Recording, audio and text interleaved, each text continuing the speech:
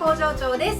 今日は久しぶりにスイーツデコをやっていきたいと思います。11月の19日に U フェスツアーミート&グリート in 名古屋というイベントに参加させていただいて、名古屋ということでそれにちなんで小倉トーストを作ってみました。よかったら見ていってください。それではスタート。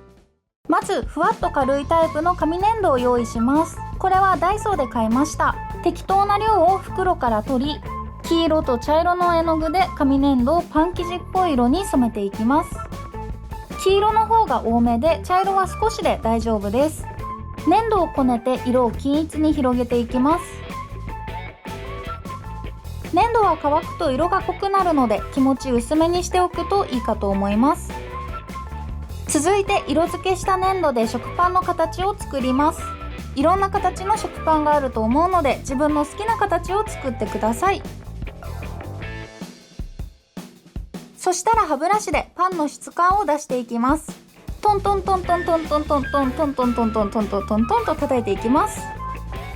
パンの耳は少しボソボソ感を作りたいのでトントンと叩きながらも少し横にずれるような感じで質感をつけていきます。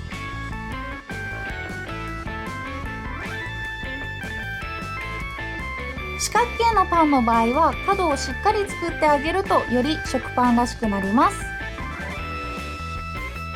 形が整ったら丸1日乾燥させます。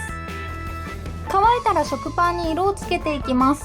黄色と茶色の絵の具を混ぜてパン耳っぽい色を作り、筆で軽く叩くように色をのせます。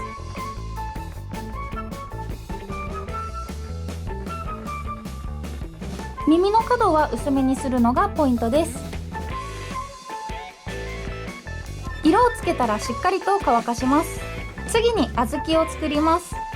絵の具の赤、紫、茶色を混ぜるとこんな感じで小豆色に見えるはずです。そしたら透明のお湯丸くんを熱湯で柔らかくし、作っておいた小豆カラーを混ぜていきます。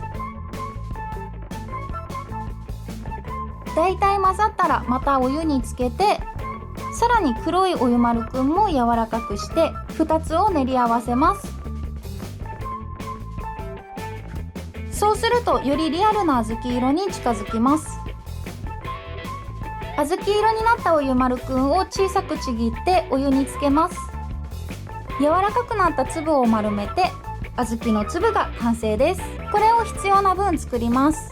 そしてまた赤、紫、茶色の絵の具で小豆色を作り、セメダインスーパー X2 を混ぜていきます。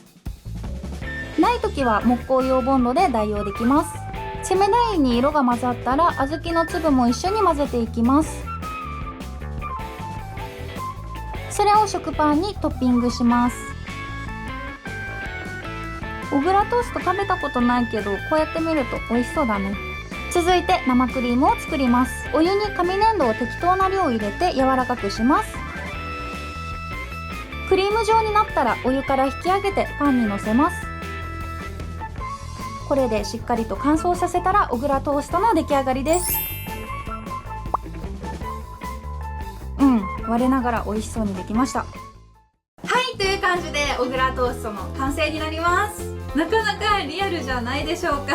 小倉ね、ちょっと初めて作って適当にこんな感じかなってやってみたんですけど、なかなかリアルにできたんじゃないかなと思います。100均の材料で手軽にできるのでよかったらやってみてください。そんな感じでスイーツデコの動画は他にも色々と出しているので、よかったら過去の動画も見てくれると嬉しいです。そしていいなと思ったらグッドボタンや高評価、チャンネル登録もよろしくお願いします。本日も最後までご視聴ありがとうございました。今日はこれで終わります。バイバーイ。